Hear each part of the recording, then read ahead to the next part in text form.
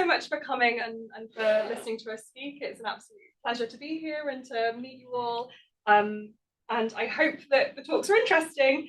So mine first is going to be about family carers of people with intellectual and developmental disabilities and their perceptions of an online mindfulness program.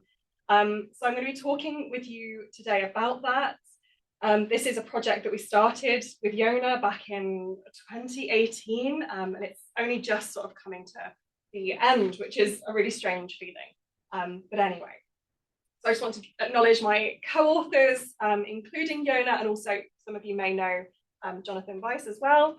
And there are two studies that I'm going to be talking about today, and they were funded by the Bailey Thomas Charitable Fund and the Pears Foundation and the University of Warwick. That's the funding thing out of the way. So what do we know about this topic? What we tend to understand is that parents and adult siblings of people with intellectual disabilities and developmental disabilities do face an increased risk of mental health problems and also some long-term care demands. So I don't think that's news to anybody here. What might also not be news to everyone here is that mindfulness-based interventions do tend, or they may be effective in supporting family carers. But we can see barriers to support. So these are things that like caring commitments for either the person they're caring for, but also for other family members, health problems of themselves or other family members, and then transport and things like parking and access to buildings can all be significant barriers to accessing support for this population of carers. And we can see that online mindfulness might help us to mitigate some of those barriers. And in a recent systematic review that I was a co-author on, we did find that online mindfulness is typically effective and acceptable for family carers of people with intellectual and developmental disabilities. So it seems to be a nice way forward. And we need to understand the experiences of this population in order to better provide for them, to find that, the potential of these interventions and the likely impact. When we were searching for this study, we could find no qualitative interview studies of online mindfulness interventions for family carers. That's including parents and siblings. There's some kind of aspects in intervention studies, but nothing separate and standalone. What we wanted to do was to understand the perceived impacts of completing a self-directed online mindfulness program. And that was with or without peer mentoring, which we also know is quite an important aspect for lots of family carers of people with intellectual and developmental disabilities. And we wanted to include both parents and adult siblings as well. We could see there was a massive gap there.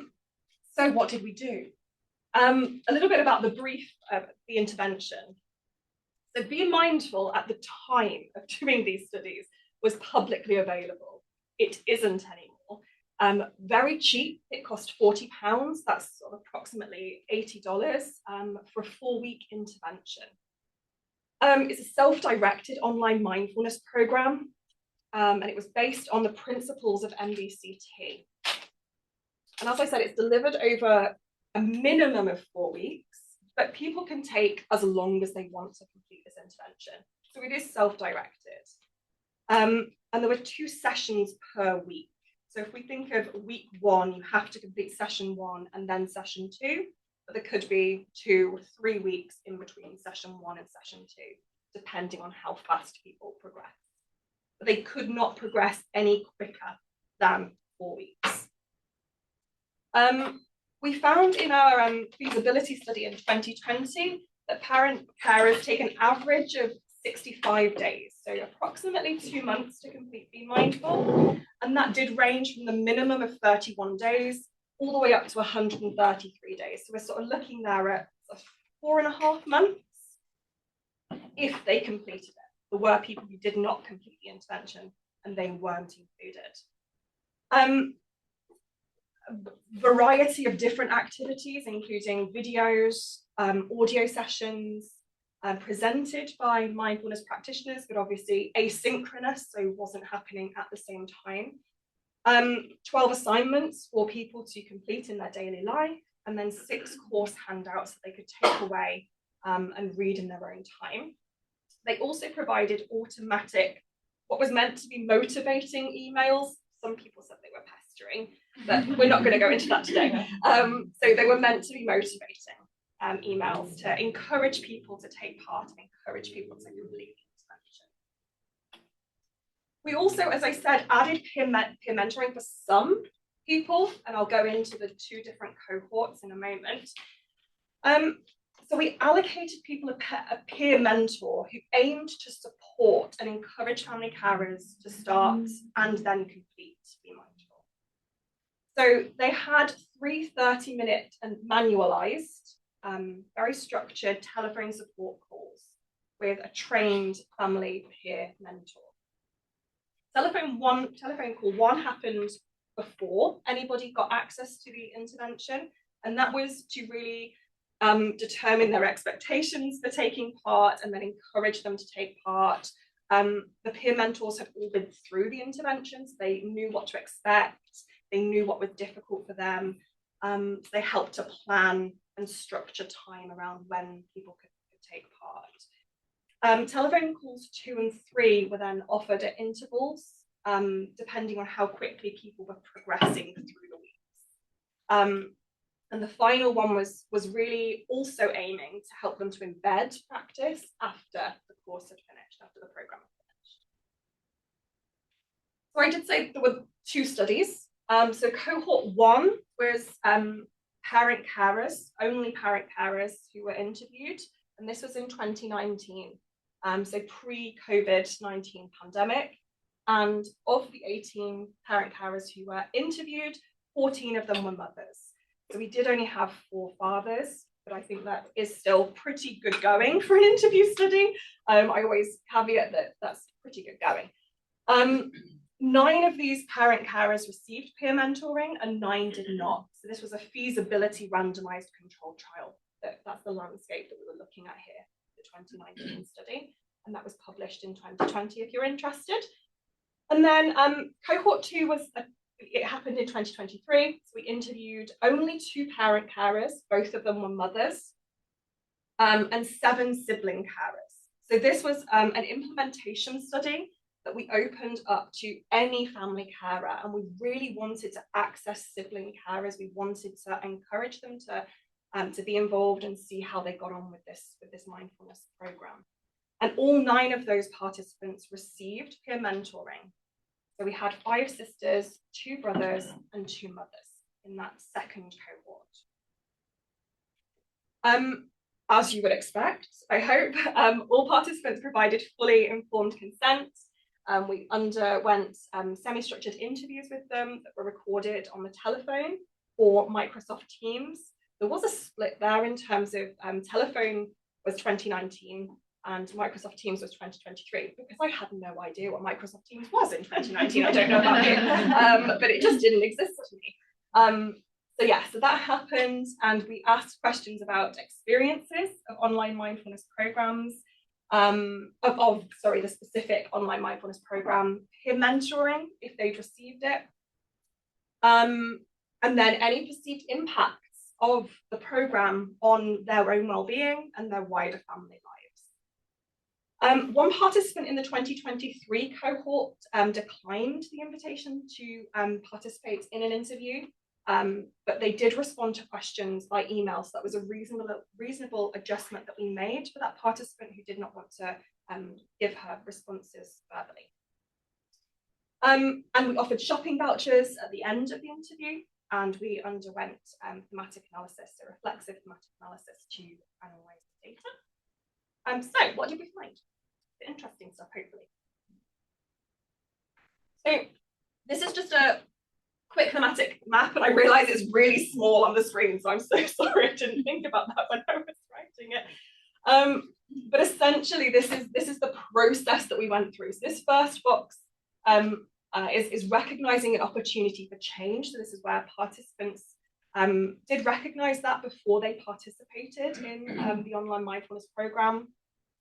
Then we move on to this idea of developing mindfulness skills. So family carers really saw that as a distinct part of their process, that they were developing the skills that they could then use. So they didn't necessarily see it as a fluid process. It was very distinct, very I'm learning and then I'm doing. And that was how they saw this sort of shaping up for them. And then they recognized both direct benefits and also indirect benefits. So the direct benefits were things like improved mental well-being, improved acceptance, flexibility, that sort of thing, the things that we might expect to see as a result of a participation in an online mindfulness program. Then these indirect benefits were really interesting because they weren't what we were looking for. They weren't what we expected.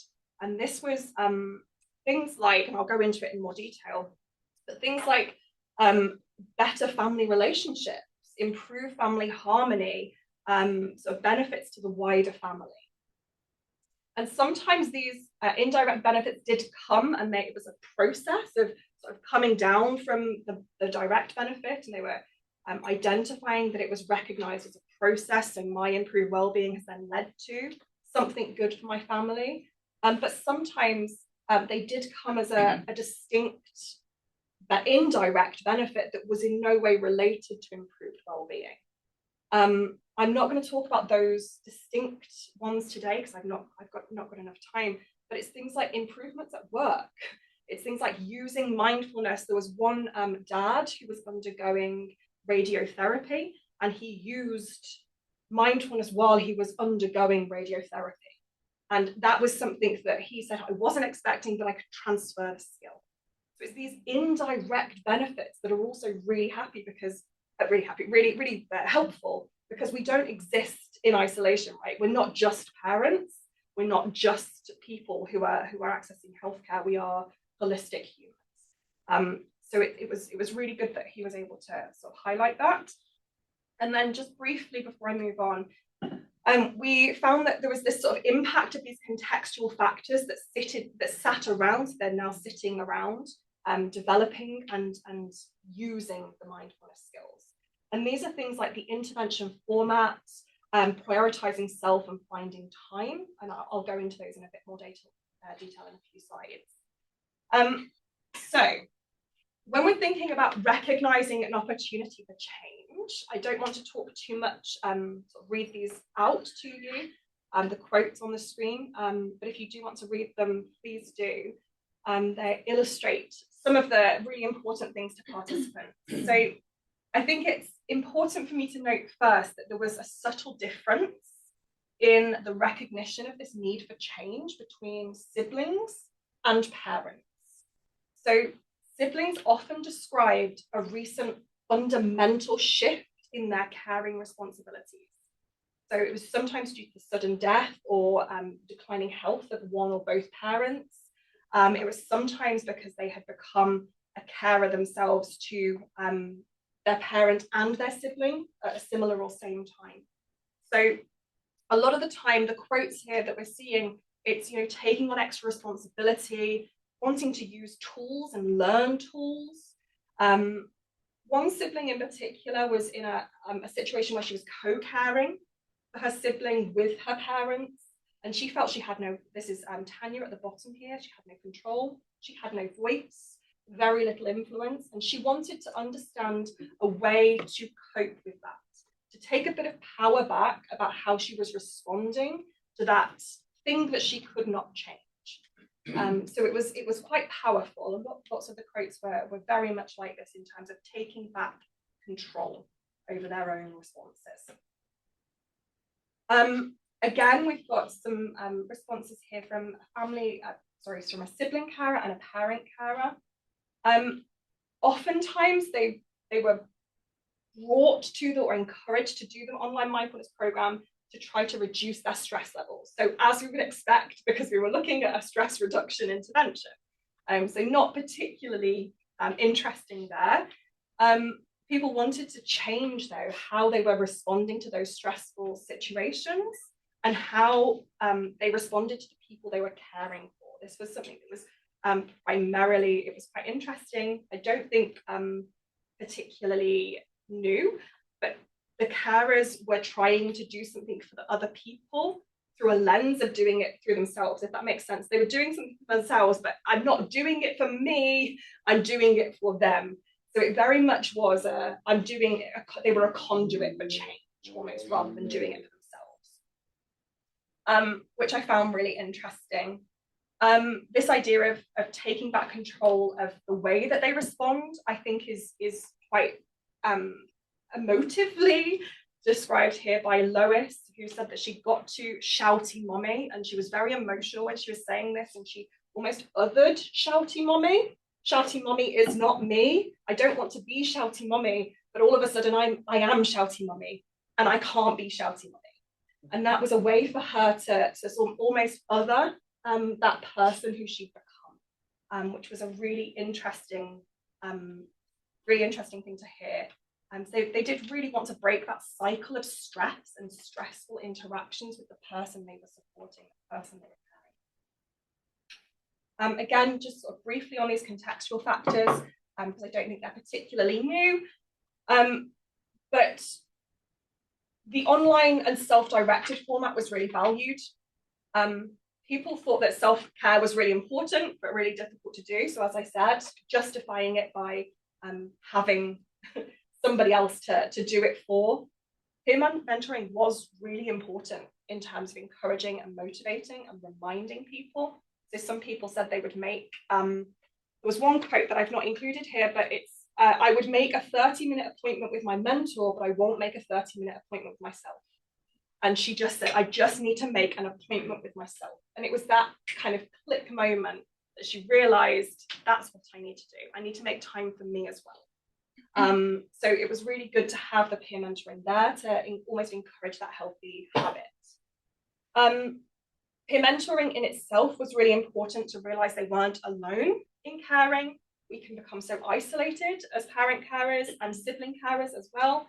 So it was particularly important for sibling carers who were almost marginalized within the caring community, is how they were expressing it and what we see in the literature and just in real life, right?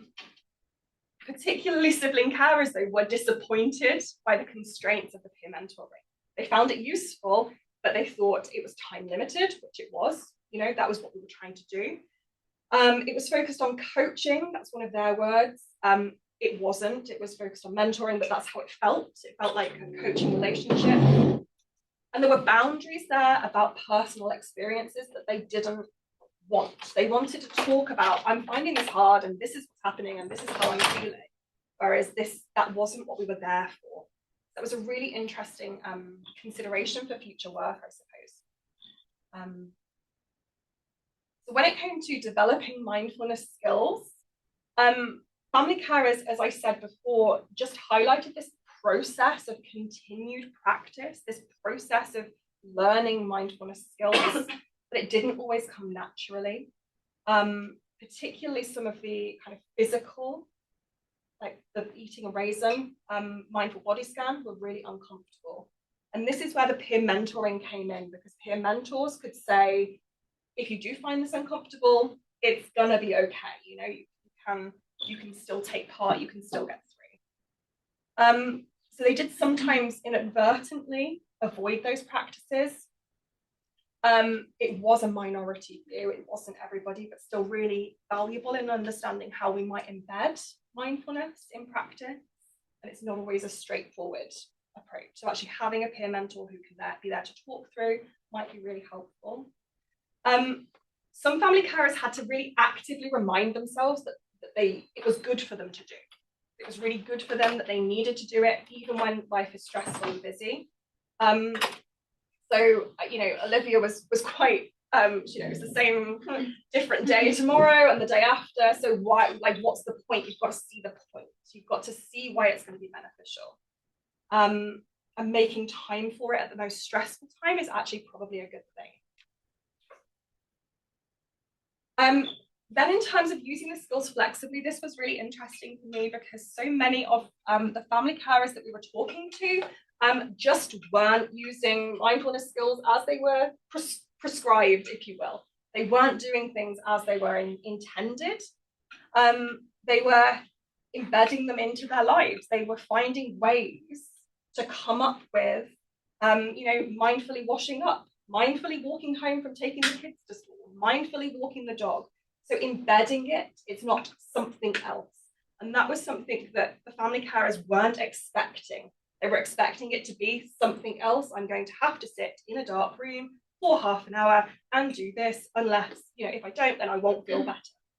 So it was such a kind of a process of them to understand that they could use them flexibly.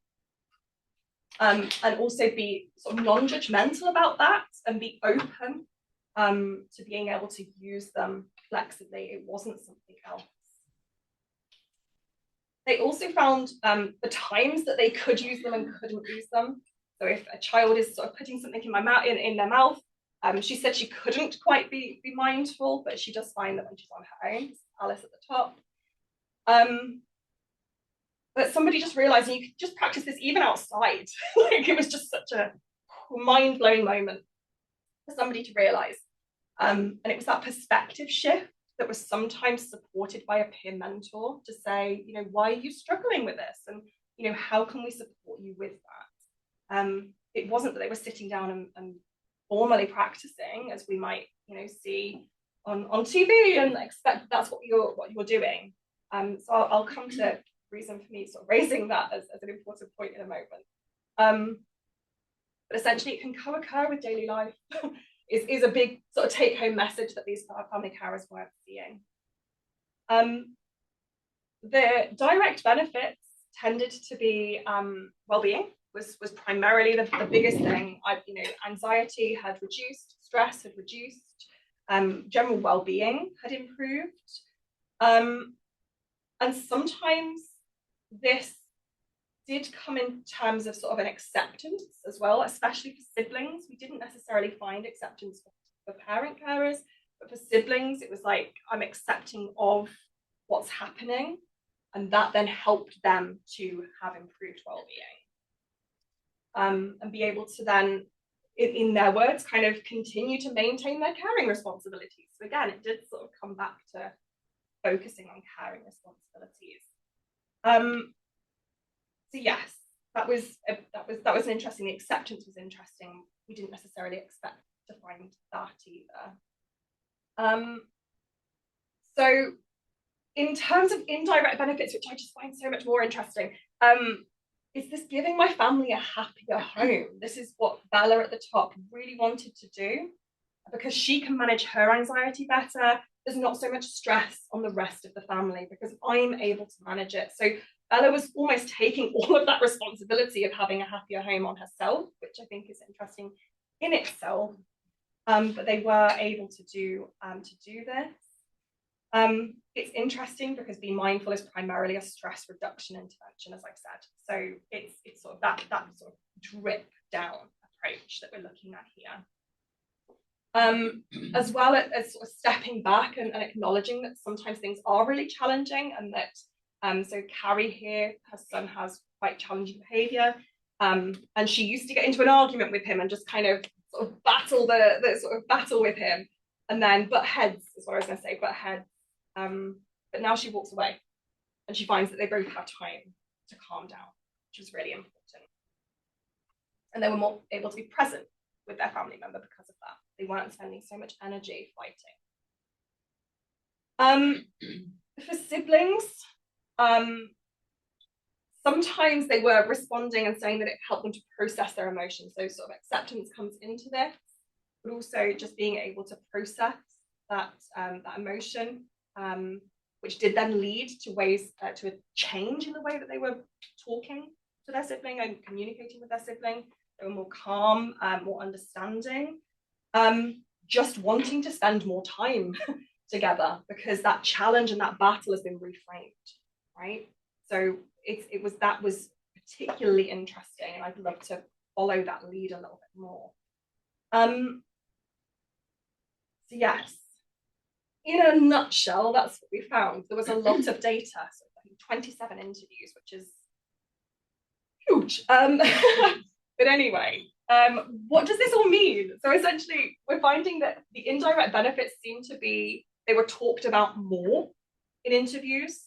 This idea of family harmony was one that was so surprising and shifting and sort of almost life-changing for family members. And it does align really well with the non-disability literature and also family systems perspectives, where we see every member of the family as impacting another member, either directly or indirectly. And again, as most family carers weren't practicing in a typical way that they might anticipate they were, but they were choosing practices that really resonated with them and meant something to them and fit in with their lives, adapting them themselves and with peer mentors as well, to then embed them in a meaningful way in their own lives. And that is almost more powerful than just doing mindfulness in a kind of, a structured way for them. And what I'm thinking and what we're thinking is that actually highlighting that approach and taking that approach with family carers might encourage more resistant family carers to actually want to get involved with mindfulness, not seeing it as something else, not seeing it as a structure, not seeing it as a system that I need to embed in my life, but just seeing it as something that can help and just be layered on top. So I think that could be a really, really important and meaningful way to go forward. There were some sort of small differences in the ways that adult siblings and parent carers describe their experiences, but we just didn't have enough data really to compare and contrast the two particularly strongly. So I'll just leave that one there. We did have a massive sample for a qualitative study. I was, very, very, very proud of that. So 27 participants. They were mainly mothers, and so I do have to say, so they are limited for fathers and particularly brothers. We only have 2 brothers and 4 fathers, but still really encouraging that the findings that we have seem to transfer and be generalizable across siblings, across parents, across brothers, sisters, mothers, fathers, and age of children as well. So it seems to be quite encouraging. I'm taking it as a positive. Most of the family carers had mostly completed the course, the program, or the calls. There is a bias there that I think anybody who's doing research about interventions will feel as well, that we don't always get feedback from people who disengaged. So we don't know why really they disengaged. We think that these findings will directly inform the planning of future mindfulness support, including, as I said, challenging family carer assumptions about what it looks like to embed mindfulness. I think in some aspects, considering siblings and parent carers as distinct populations. In others, there might be that generalizability, but I think we need to consult with both populations to see how they feel about that really and do some co-production work. And also just continuing to gather this rich data to see where it leads us, the various family carer populations. And that is me done. Thank you so much for bearing with me. There was a lot to go through there. Thank you. So thank you for inviting me to speak today. So as I said, this is some work I did during my PhD study. And it's on the Building Bridges PPP programme for parent carers for adolescents with intellectual disabilities, feedback and delivery. So I just want to start by acknowledging the co-authors and funders of this study. So the co-authors were Professor Kylie Gray, Professor Peter Langdon, and Professor Richard Hastings. And the funders were Midlands Graduate School Doctoral Training Partnership and the Herefordshire and Worcestershire Healthcare NHS Trust. Okay, sorry, I'll try and project. And Triple P UK provided training and resources for programme delivery. So many thanks to all of them. Okay, so what do we already know? We know that children and adolescents with intellectual disabilities often display more behavioural and emotional difficulties than their peers without intellectual disabilities. And then based on recent systematic review, we know there's limited support available for parent carers of adolescents with intellectual disabilities. We also know that parenting programmes aim to improve children's behaviour by changing parenting behaviour and engagement and have been found successful in doing so. A parenting programme that has been developed for parent carers of adolescents with developmental disabilities is called Building Bridges. However, this programme has not previously been evaluated in the UK context, or with parent carers of adolescents with intellectual disabilities specifically. Okay, so this study aimed to review Building Bridges PPP, see if the programme was acceptable and suitable for parent carers of adolescents with intellectual disabilities. So as I mentioned previously, the programme that's been developed is called Building Bridges PPP, and this programme aims to provide parent carers with some ideas and strategies to address behavioural and emotional difficulties of adolescents with developmental disabilities. It also aims to improve family functioning. So specifically, the programme includes strategies to promote positive parent-adolescent relationships, manage adolescents' behavioural and emotional difficulties, and support adolescents to develop social relationships. So the programme consists of 5 two-hour group sessions and three individual telephone sessions delivered over 8 weeks.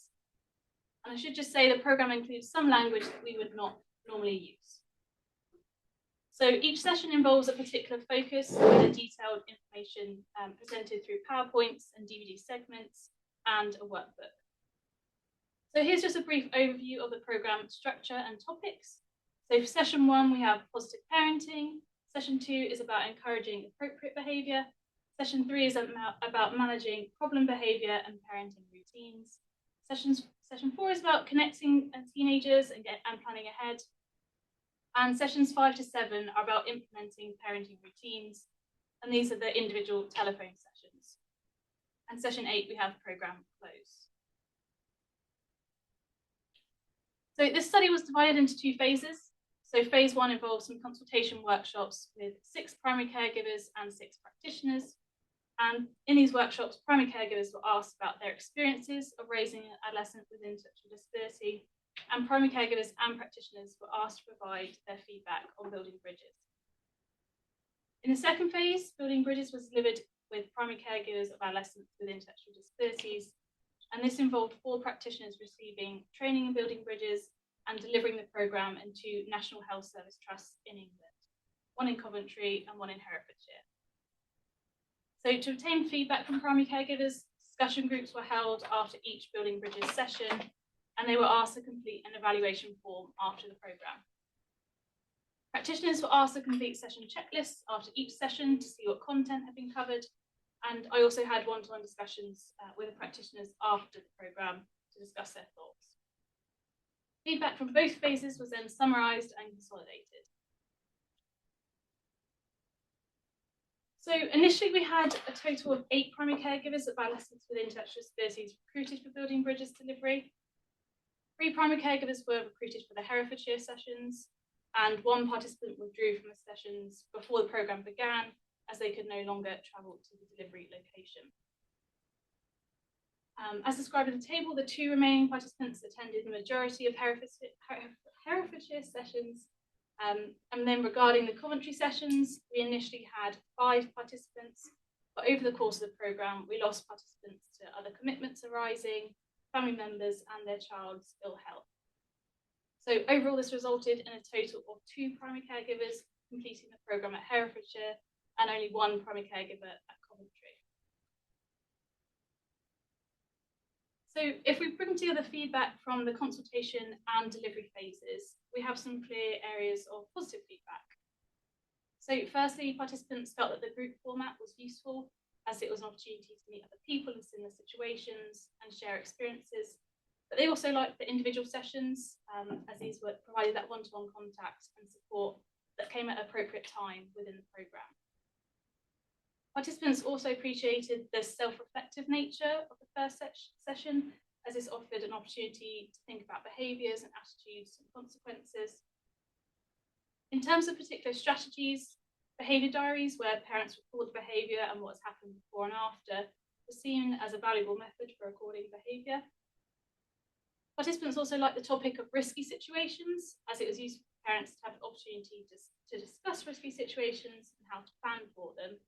But it was highlighted that the programme lacked relevant examples. So as one practitioner put it, we're talking about people who might struggle to brush their teeth, not driving around with older teenagers.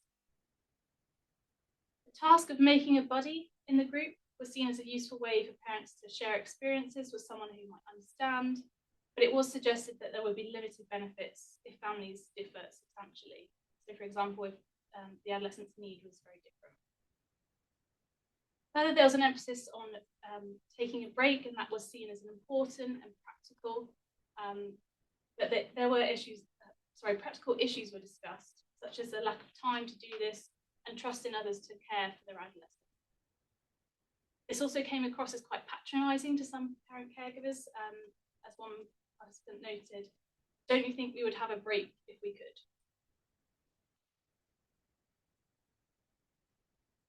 So, on to the more negative feedback. The overwhelming feedback across both phases was that the programme lacked intellectual disability-specific content and relevance. So specifically, the programme was seen as lacking appropriateness for individuals with higher and more complex needs. It was also seen that the language in the programme was largely negative and not disability-friendly, for example, describing behaviour as appropriate or inappropriate. A particular strategy that was disliked was behaviour contracts. So this is where a parent and adolescent develop an agreement about behaviour and then sign a document. So this was seen as a potential trigger for some adolescents, and that developing a contract with some adolescents just wasn't possible. Further, the routine for dealing with emotional behaviour, where parents follow specific steps about acknowledging and addressing the adolescent's emotional behaviour, was seen as flawed based on adolescents' processing time and limited understanding and time that they required to calm down. Additionally, information provided on making friends was seen as inappropriate and even encouraging stalking behaviour. So, for example, on the information sheet on finding out about people, it states, find out how they travel to and from events, e.g. school. They travel by bus, go to the bus queues, watch. So, based on the collated feedback and direct recommendations from participants, we've put together some key recommendations. So firstly, there is need for a preliminary assessment to determine suitability. So we would suggest that the programme is not suitable for parents of adolescents with higher, more complex support needs or those who are non-speaking. There needs to be flexibility in delivery format. So in terms of providing different formats such as online or in person, group or individual video and audio recordings and session timing to increase accessibility. If in person, delivery should be in a community setting rather than NHS or more clinical settings. As one practitioner put it, I think we've had more luck when we've been able to kind of base various workshops and things for parents via the school. Somehow, if it's not coming from a social care service or CAM service, it's a bit more universal. The individual delivering the programme should be a skilled practitioner in the area of intellectual disability. The addition of an individual session prior to the programme is needed to provide an understanding of family situation. So one practitioner said, I think just getting to know them beforehand and knowing their situation in full would have been good. There needs to be more intellectual disability specific content, so relevant examples, videos and topics. There needs to be more focus on parents themselves, including building confidence, self-esteem and understanding emotions, managing stress and supporting well-being. The focus needs to be on understanding rather than preventing or changing behaviour. So as one primary caregiver puts it, it's all about how do we control this and manage this, and didn't seem too much about exploring what the functions of those behaviours might be. Behaviour that is not deemed as acceptable or deemed as problem behaviour might actually be appropriate because it's trying to communicate something really, really relevant. Language needs to be sensitive and disability friendly. For example, it was suggested to replace the term programme with toolkit. Additional content is needed, including puberty, educational systems, social media, and characteristics related to adolescence diagnosis, such as sensory needs. So overall, in its current form, building bridges is not appropriate for parents of adolescents with intellectual disabilities, and extensive work is needed for the programme to be appropriate for this population.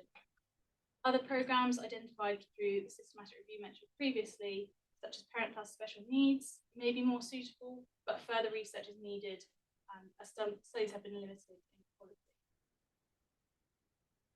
So just a big thank you to everyone that was involved in the study, and thank you for listening. So any comments or questions from folks outside of the room? If you can raise your virtual hands or type in the chat box.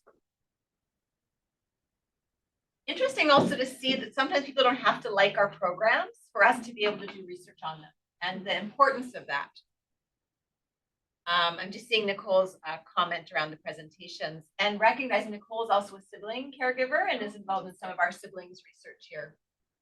Thanks, Nicole. Any other comments or questions from out of the room? My comments are maybe more for the mindfulness speaker. I wondered if your peer mentors themselves had much training in doing mindfulness themselves, so that they could speak authentically about the idea that mindfulness could be taken off the cushion and used in their everyday life. I had done I forget the initials now, but the mindfulness-based stress reduction before I had taken the courses through Sue Hutton, our mindfulness expert here at CAMH, and I just thought that this isn't for me.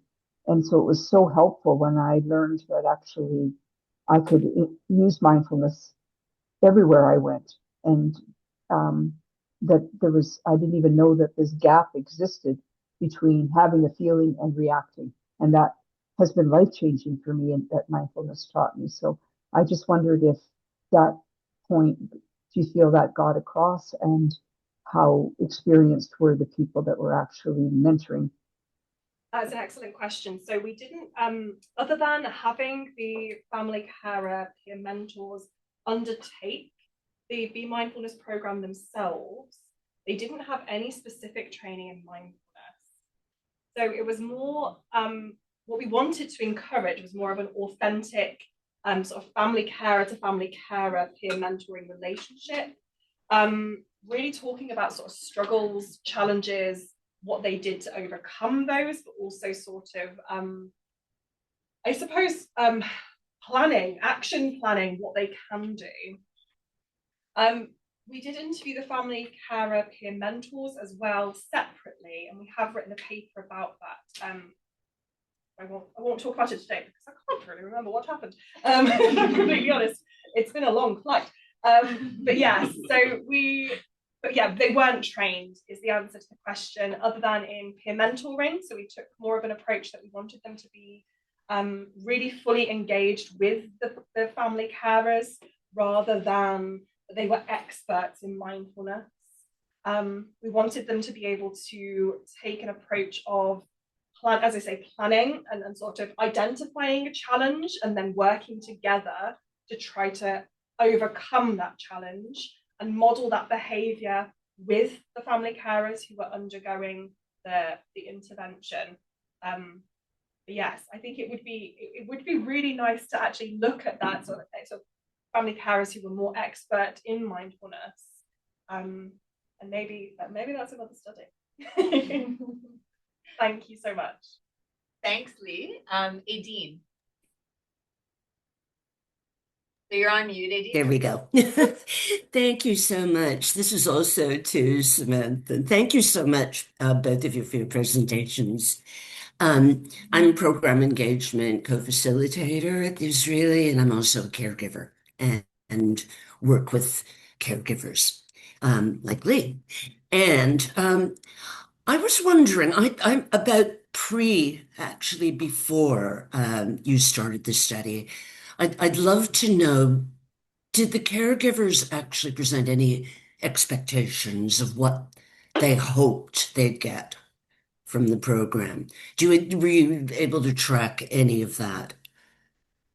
Really good question as well. So with the qualitative data, we have to be mindful of the fact that they might be, and some of the words and terminology that they were using was very much swayed by the intervention that they'd undergone. So we do have to be a little bit cautious about talking about motivations after they've done the intervention, because lots of them were saying they wanted to have mindfulness in their toolkit. They wanted to have it as a tool, and that's some of the language that was being used.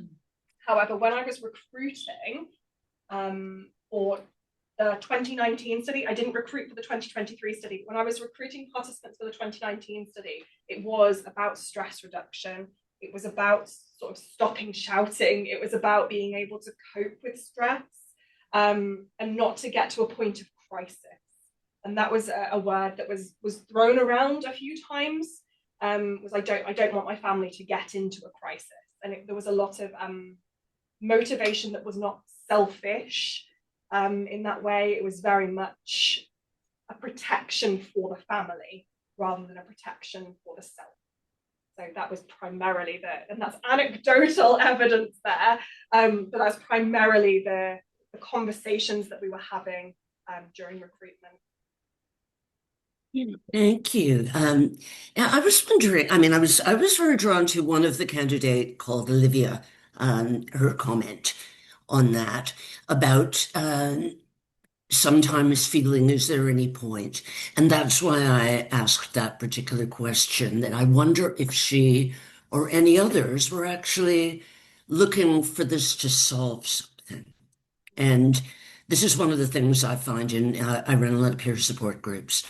And this is people coming in hoping for an answer that's systemic and that mindfulness can't answer, obviously.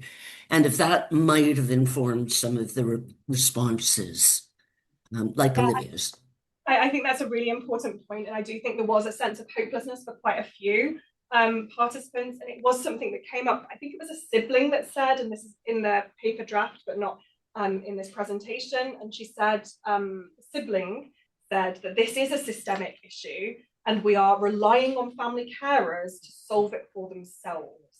And that is something that she said, I can see the value in online mindfulness, I can see the value in mindfulness and in helping myself.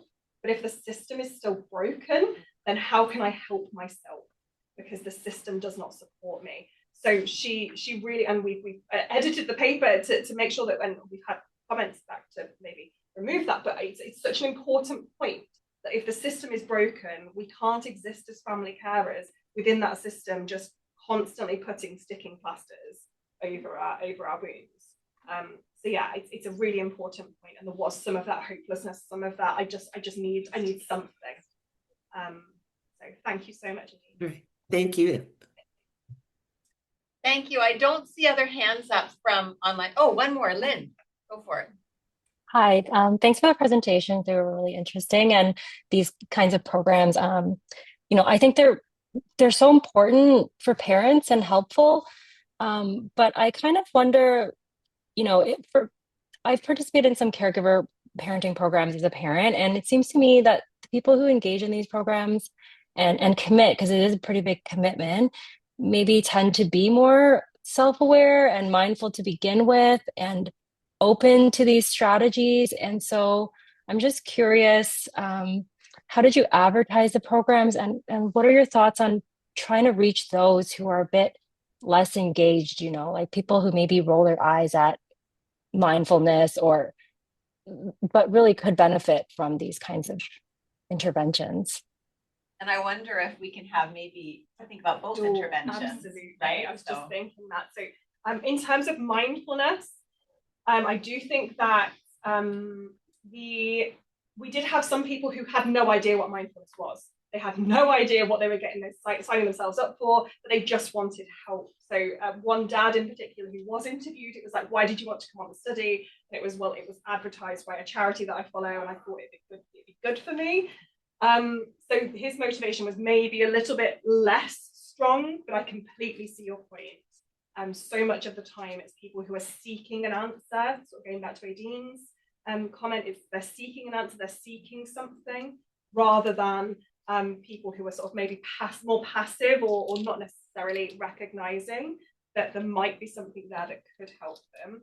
I think the findings from the qualitative work potentially that could be helpful that I presented today would be that that framing of what mindfulness can do for family carers, that people don't always need to be in a state of avoiding crisis. It can be preventative. So I think sometimes it might be in the framing of interventions. In the UK, there is a context with parenting programs. I know this wasn't your question, but sometimes parents are told they must go on a parenting program like Triple P before they can access support for themselves and their children. So sometimes we do see parents who aren't motivated, other than I need to access this service to get a diagnosis or, you know, get some support. So there's a sort of landscape there of differing motivation, but that wouldn't be necessarily relevant to the mindfulness. But yeah, I think it may be messaging is quite important, and outreach as well. Dads, fathers groups would be a massive way to kind of engage. But I don't really know the answer.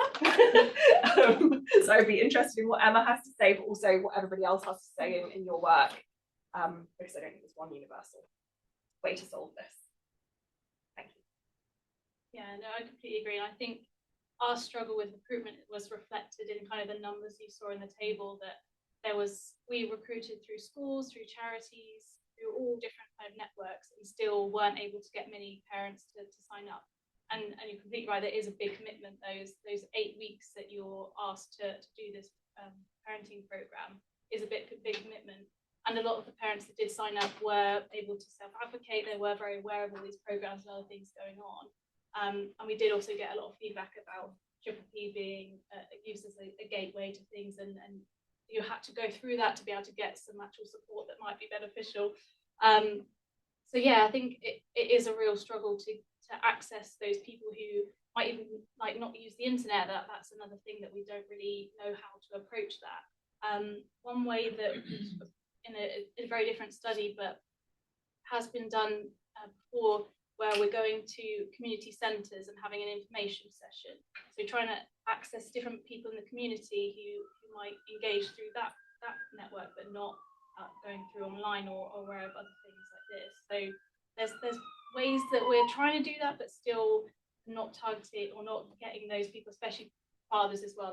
We didn't have any fathers in our study, and that seems to be a lot in intellectual disability research, where it's mostly mothers in Okay, so that brings us to time.